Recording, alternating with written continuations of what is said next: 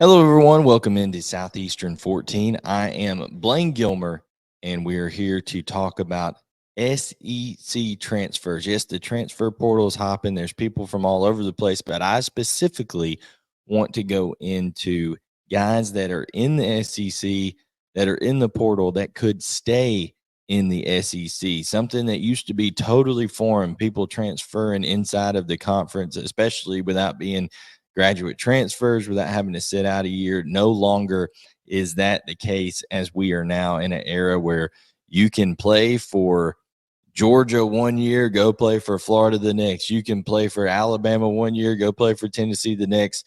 All these different kind of rivalries that used to be just, blood hate type deal rivalries. Now that people cross over, they go play into the other side of the coin. Egg Bowl, Ole Miss, Mississippi State, all of that kind of stuff has happened over the last couple of years, and we're going to dive into what is going on, what has already transpired, where some of the old faces are as in new places, and then where guys could end up, and give some updates on those, and kind of reading the tea leaves here as people are starting to set up visits and all of that kind of good stuff. And we have some good stuff for you if it comes to you want to put a little bit of extra on games, you want to be up to date on betting information, betting news, then guys, you need to hit up betonline.ag. The holiday season is off and rolling with NFL in full stride and NBA and NHL hitting mid-season form. BetOnline is your number one destination for all your sports wagering info, with up to the minute sports wagering news, odds, trends, and predictions. BetOnline is the top spot for everything pro and amateur sports, which that line is getting cloudier and cloudier as NIL is really taking off, and Charlie Baker and the NCAA are trying to create a new subdivision with all that kind of stuff. So that's getting more and more ambiguous there. Not just with the four big sports, guys. BetOnline has information available at your fingertips with both desktop and mobile access at any time for almost any sport that is out there, from MMA to international soccer, whatever you want. Head over to BetOnline today and remember to use our promo code BELIEVE, that's BLEAV, all caps BLEAV, to receive your 50% welcome bonus on your first deposit. BetOnline, where the game starts. And guys, where we are going to start is we're going to start with Brock Vandagriff, the former Georgia quarterback who committed to the Kentucky Wildcats yesterday. This is not a surprise, as Kentucky whispers were behind the scenes, even as back as I first heard reports of this mentioned to me about a month ago, saying, hey, if Brock Vandagriff enters the transfer portal, be on lookout that Kentucky's the spot where he's going to end up. His sister plays volleyball at Eastern Kentucky.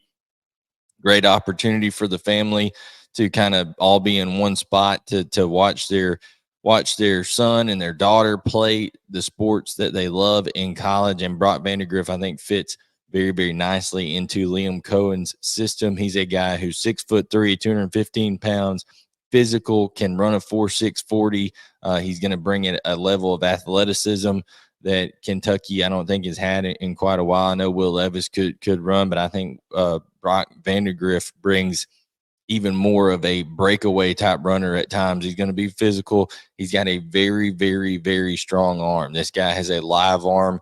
In fact, sometimes I think it's learning to take a little bit of touch off of things. Joe Milton had that issue a little bit with a tremendously live arm, and it was learning to be a thrower of the football. I think Brock Vandagriff is better than Joe Milton in that aspect of things. He's going to be able to have the touch. He's going to be able to have the nuance, but he also, when there's a tight window, he can fire it in there as well.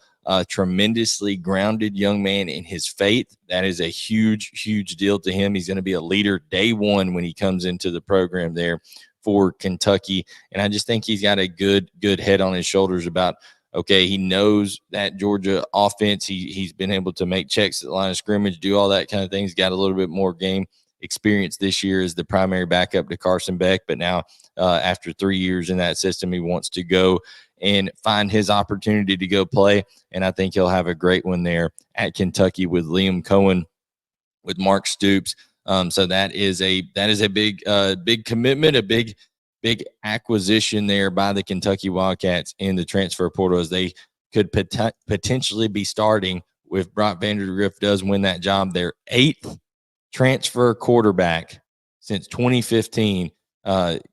Kentucky has not started a high school quarterback that they have brought in and they have developed since 2015. They've done it through the transfer portal. So Brock Vandagriff does it and transfers to Kentucky, and we'll see if he continues that trend for the Wildcats. Toriano Pride transfers from Clemson to Missouri. He's a guy that's played. He had 37 tackles to his credit. Has played, quite a few games for Clemson over the last 2 years. He played his 4 this year and then redshirted to save a year of eligibility.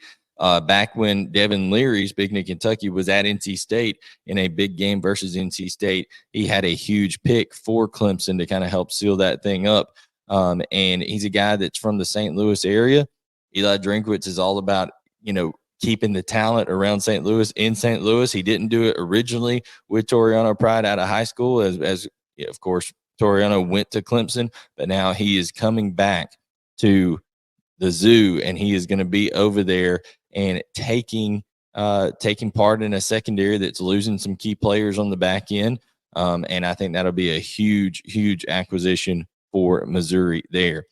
I mentioned Kentucky earlier with Brock Vandagriff. There's going to be quite a few targets that they're looking at, and one of them is Raymond Cottrell, who is a wide receiver for Texas A&M. Didn't play a ton this year as a true freshman, but he was a guy that was committed to the University of Georgia for a long time before he decommitted and went to Texas A&M. Now with the change up, Bobby Petrino being gone, Jimbo Fisher being gone, he elected to hit the transfer portal and kind of see what was out there for him. He is going to be on a visit to Kentucky this weekend, with the Wildcats having a big opportunity to be able to possibly pair him up with a former Georgia quarterback, as he was a former Georgia commit. I'm sure he's been around Brock Vandagriff, and there's connections there that they can draw upon as that happens. So look out for that this weekend, as Raymond Cottrell will be visiting the Kentucky Wildcats, a potential receiver addition for the Big Blue Nation there.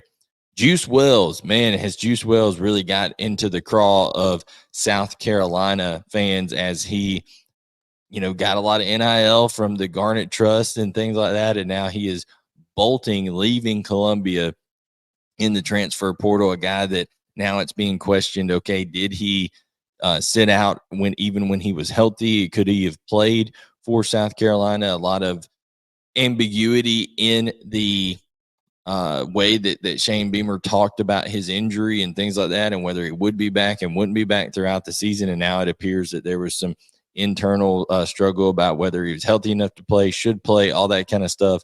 But Juice Wells is likely going to stay in the SEC, as Tennessee and Texas have emerged as the 2 favorites for Juice Wells, a guy that is electrifying and has made a lot of big plays for South Carolina and Shane Beamer there. So he's a guy that I think can enter right away and be at no worse a wide receiver 2 for whether it's Texas or Tennessee, and depending on what comes back and how things shake out there, could be a number 1 receiver for either one. He's that kind of talent. And I don't think he's leaving on the best of terms with South Carolina, so that could create for some interesting storylines as things go forward. I think he'll have at least 1, maybe 2 years of eligibility left as he goes to either Texas or Tennessee, but he'll be a guy that I'm sure would be looking to, after 1 year, go to the NFL. So look out if you are in burnt orange or I don't know what it's called, the Tennessee orange, the Vol orange up there for Tennessee. Those are the 2 destinations that are most likely for Juice Wells as things stand here. We're recording this on December 7th about all this transfer portal news. Rocket Sanders has entered the portal, and there are 2 SEC teams to look out for here. We've already mentioned the Kentucky Wildcats a couple of times. Kentucky, I'm sure, they're going to be looking to replace Ray Davis.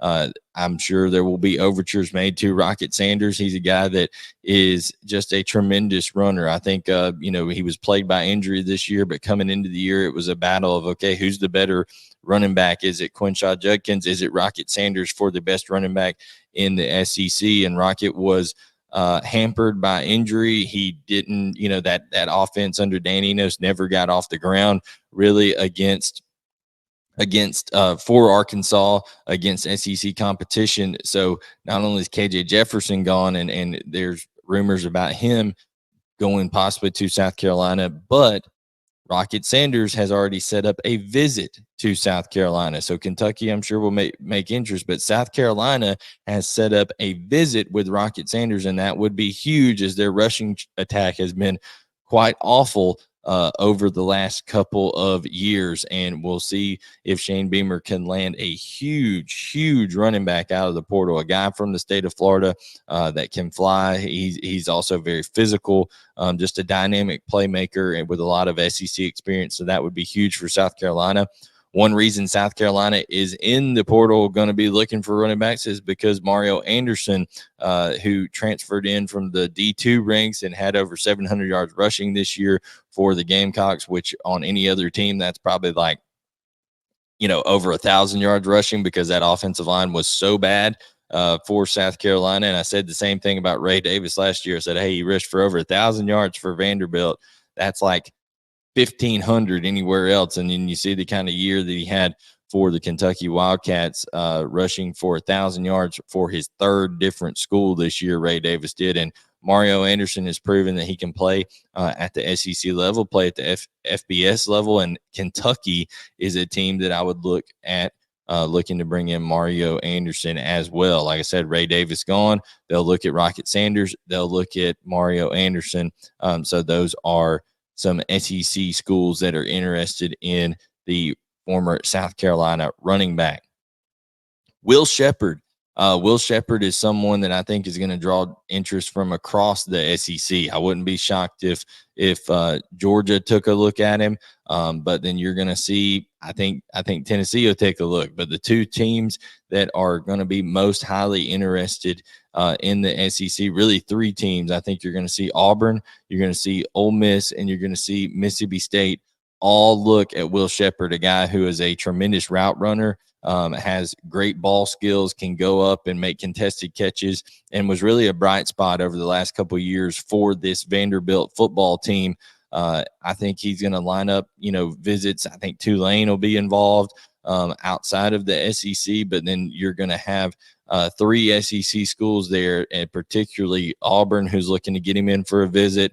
Mississippi State, who I'm sure will get a visit, and then Lane Kiffin is never afraid to bring in a dynamic wide receiver target via the portal. So those are schools that you need to look out for Will Sheppard. And Vanderbilt was just raided. They're just being raided in the portal right now, guys. I mean, I think they've got 17, 18 guys getting up there close to it for Vanderbilt, and that's not a number that Clark Lee and company can afford to lose. Now, some of those, I'm sure they're probably pushing out the door to try to bring in other talent, but that is something you need to keep an eye out for. And one of them that you need to keep an eye out for is London Humphreys. And London Humphreys is going to visit the Georgia Bulldogs this weekend. London Humphreys is a guy that emerged as a playmaker for Vanderbilt. He's someone who can absolutely fly. He broke Jalen Ramsey's 200-meter record in his district in high school, so he can really run. And the Georgia Bulldogs, like I said, are hosting him on the first drive for Vanderbilt. When Georgia went to Vanderbilt this year, Logan Humphreys ripped off a 60-something yard touchdown catch and absolutely left everybody in the dust on a little RPO slant that he caught and just took it to the house. And I think right then and there, Kirby Smart made a mental note. You're having Georgia having some receiver targets leave. Of course, Brock Bowers, their tight end, is leaving. Ladd McConkey could go pro. And London Humphreys is the type of guy he was kind of slender coming out of high school, but he's done a great job of developing his body since he's got into college. And that speed is off the chart. So Georgia is going to be the likely destination there for Logan Humphreys. If for some reason he gets on that visit and doesn't like it, Kentucky would be another team that I think would take a look there. Maybe even Auburn. I mean, Auburn needs to look at any wide receiver they possibly can, guys, because they were so bad at that position. But Georgia, the heavy favorite for London Humphreys as things move forward here. Texas A&M has had a mass exodus after Elijah Robinson has went to Syracuse to be Fran Brown, the former defensive back coach at Georgia, took the head coaching job at Syracuse. Now Elijah Robinson, like I said, the acting head coach there at Texas A&M, the interim head coach when Jimbo Fisher was let go. He had a big time relationship with a lot of these recruits, was a major part of that big 2022 class that they brought in. And Walter Nolan is the top-ranked player in the entire portal. I think you're going to see Tennessee heavily involved. You're going to see Georgia heavily involved, Alabama heavily involved. Basically, every school that you can think of in the SEC and also outside is going to be coming after Walter Nolan. This is going to be a high-dollar recruitment and something that could turn into a bidding war. Georgia, Tennessee were both very close to landing him the first time around before he decided to go to Texas A&M. So he is going to be in high demand and someone that can really change the defense right off the bat. He's a true anchor in the middle, a guy that's dynamic. I mean, he at times can play like Aaron Donald type player. He's got that kind of quickness and explosiveness and strength. So Walter Nolan is a name to know in the transfer portal going forward. You've got LT Overton. He and his brother entered. His brother more of a walk-on type player, but LT Overton is a guy that can play on the edge. He reclassified from the class of 2023 to the class of 2022 when he was at Milton High School in Georgia. Georgia thought they were very close with him. Alabama's going to be in on this one to try to bring him in, an experienced player. I think you're going to see, like I said, Tennessee, other schools in the SEC. Florida is going to have an opportunity that they need to replace Princely Umanamelian, who has now entered the transfer portal, and he's a guy that Florida is going to need to replace. So LT Overton could get a look there. There's so many schools, I'm sure, outside of the SEC, Clemson and USC and all that. And yes, Clemson, Dabo may start using the portal. They may have to, but USC, Lincoln Riley, they're trying to always fortify that defense over there. So we'll see where LT Overton goes. But Georgia and Alabama are two schools that I would definitely look at with LT Overton going forward. And then the other one, guys, that I want to mention is Chris Paul. Chris Paul, a linebacker for Arkansas. He is a guy that Ole Miss, Lane Kiffin has already been to Fayetteville, been visiting this guy, been going over there and seeing, what they can work out. And I think Ole Miss kind of has the early lead, a leg up. But then you have Auburn, who is set to host Chris Paul on a visit, I think December 15th through 17th. So let's see if it makes to that point, if he holds out and doesn't commit to Ole Miss. Auburn's going to get a chance right before Christmas there to have a big hosting opportunity for him to come over and check out the Plains over there and see what Hugh Freeze and Ron Roberts, all these guys, can talk to him about how he would fit in their system. But a talented linebacker. Florida State has made an overture there as well, but I think Ole Miss and Auburn are the two main ones to look at, guys. So we've touched on a lot of names here in the portal, and there's going to be a lot of names that continue to go forward. We didn't even get into the quarterback situation. You're seeing now Tyler Van Dyke, a name that emerges from Miami with Mississippi State. Jeff Lebby needs a trigger man. I think if you're Auburn, if you're Arkansas, and if you're Mississippi State, I think all of them should take a look at DeQuan Finn, a quarterback from Toledo that is tremendous and really a dual threat type guy, has really improved as a passer. He's a tremendous ball player. Charles Rogers out of North Texas, I'm sure, is going to draw a lot of interest. So there is a lot of stuff going on. Georgia is set to host Maurice Rogers, who is a JUCO offensive tackle that is a massive man. I think 6'8", well over 300 pounds, that can bend, that can move. Georgia, Florida, other SEC schools lining up to court Mr. Maurice Rogers there out of the JUCO ranks at offensive tackle. Chase Basantis, another name from Texas A&M that has entered the portal, and Georgia was interested in him the first time. I'm sure there's going to be other programs in the SEC. So, guys, that's an update on the transfer portal. Make sure to like, subscribe, turn on notifications to keep up with all the news, and we'll be breaking it down, having videos coming out about different schools, about these bowl games coming up, and everything else. Chris Lee, Blake Lovell do a great job with basketball, Max Barr, everybody here at the network. So like, subscribe, turn on notifications if you want daily SEC sports coverage. And for everybody at Southeastern 14, I'm Blaine Gilmer. You can follow me using @BGilmer18 on X. And guys, we will talk to you soon to provide you more SEC coverage right here on Southeastern 14. Presented by Bet Online.